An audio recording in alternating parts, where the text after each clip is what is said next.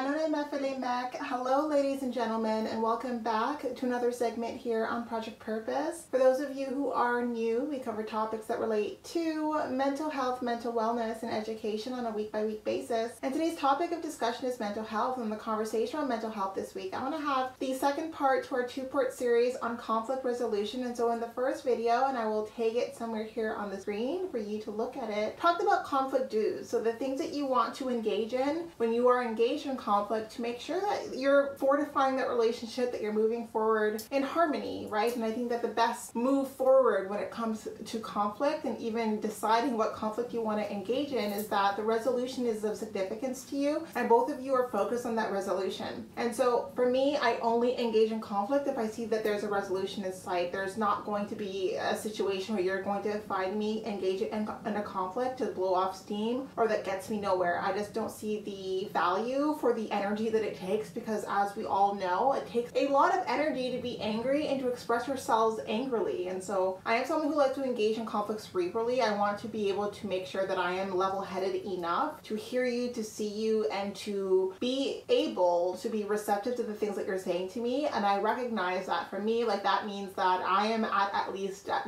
maximum a 7. So if I'm beyond that, if I'm like at a 10, like there's no way I'm going to engage in conversation with anyone. At that point, I'm going to remove myself and give myself an opportunity to self-compose and to ground myself before I even try to have a conversation, because I think that it's really important for me personally to engage in conflict with a focus of resolution. And I recognize that I cannot be focused in resolution if I am too much in my own emotions. And so I always want to make sure that I'm in a state where I can be receptive to what the person is saying, or receptive to their perspective and to their point of view. And so all of that being said, some don'ts when it comes to conflict. And so one of the first don'ts is disrespect. And I think that this is hands down, without question, a conflict style that some people adopt that is very harmful to your relationship. And it's really hard to be focused on resolution if the way that you choose to engage in that conflict is to be derogatory, to be disrespectful, to be defamatory, and to do a bunch of things that are going to be hard to forgive, right? And hard to let go of. And even if they choose to forgive you and to let go of them, it might change the relationship that you have altogether. And so because I am always thinking about preserving the relationship in the way that I engage in conflict, like if that person in front of me is being critical, is being judgmental, is being harsh, and I'm making mindful not to be those things, then I'm going to definitely hold that into consideration for how I value the relationship post the conflict. It's like, if this person feels inclined to speak to me this way when they are this upset, is this how they feel about me when they're, and there's this one Jim Rohn talk that I listened to, and he talked about like what it is that comes out of you when you're angry. That's what's within you, right? It's not ever going to be the case that just came out of nowhere. Like when people are speaking, when they're in high emotions, like those are the things that they really feel. And so recognize, like, because I think that what people say is a reflection of how they feel or how they think or what they're thinking about, I'm going to take into consideration any of the criticisms and the judgments and some of the harsh things that are said during conflict, because it should change and it should inform the way that I value that relationship moving forward. So I think disrespect is something that completely is a no-no. It's not something that you want to engage in, because the disrespect in and of itself can be what shifts and changes that relationship that you care enough about that you're going to be heated and upset with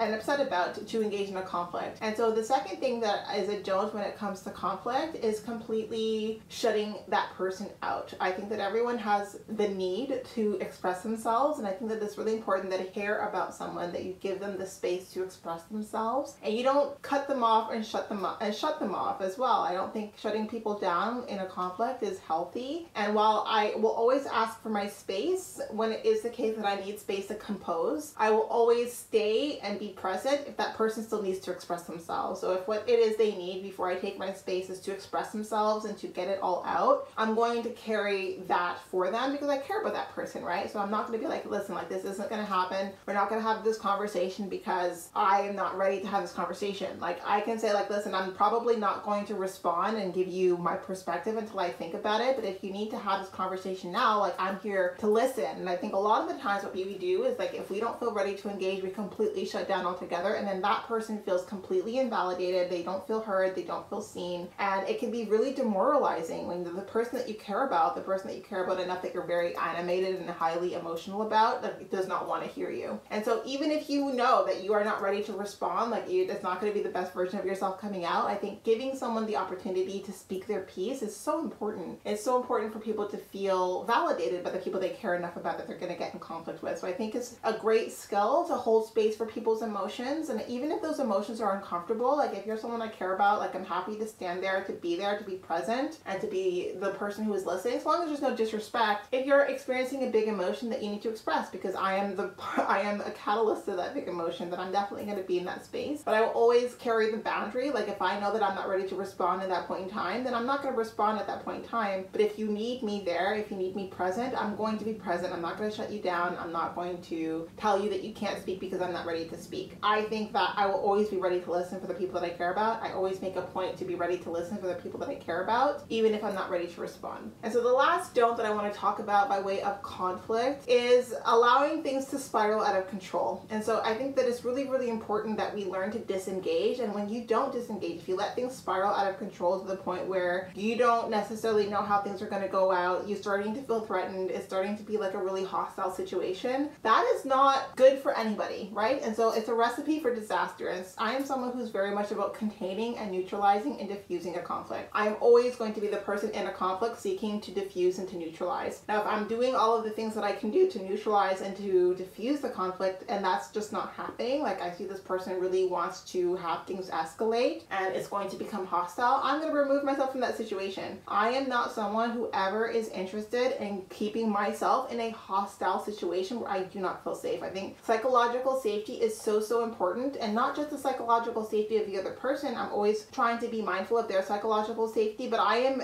very intentional about making sure that I personally feel psychologically safe in conversation with people. And I am comfortable like holding space for those moments of like in this moment I don't necessarily feel psychologically safe, but if I say something that diffuses it or that neutralizes it, like I see that they do calm down, so like their focus is still on resolution. But someone's focus is not on resolution, even if you're trying to calm them down, you're trying to diffuse the situation, and they're still getting animated, they're still getting more and more, building more and more momentum around those big emotions. At that point, like I'm absolutely out of there. I'm going to disengage from that, because I don't think that there's going to be any benefit to any of us if we stay in a situation where someone loses their temper, they lose their head a little bit, and the ramifications of that involve someone being injured. And so I'm not really interested in conflict that engages, and I would not be the person who would readily and who would willingly stay in a conflict that might escalate into something that is more violent, that is not good for you, that is not good for me, that's not good for anyone. It's not a good practice that I would engage in. And so those are some of the don'ts when it comes to conflict. I think that they're fairly intuitive. I think that they're fairly common sense based, but hey, who knows? Maybe this is the first that you're hearing it. Maybe you've been raised around conflict that normalize some of these tendencies that aren't psychologically safe, that don't create a sense of psychological safety. Maybe you haven't really thought about your psychological safety before, but now is an opportunity to start thinking about, well, how do I honor my own sense of psychological safety when I'm engaging in conflict with others, and how do I ensure that people hold space for my own psychological safety if it is the case that we are ourselves entering into conflict. So that's the focus of conversation for today, some food for thought for you. And before letting you go, I would be remiss if I didn't let you know that we do host live events at least twice a month, every month for the foreseeable future on our website, so definitely be sure to check those out. Now, these events are paid events, so if you do see yourself participating as part of our key community, our game changer community, then I do suggest that you take a look at one of our package plans. Yes, so we do have package plans that we offer over and above our live events that give you the opportunity to act workshops, webinars, and different just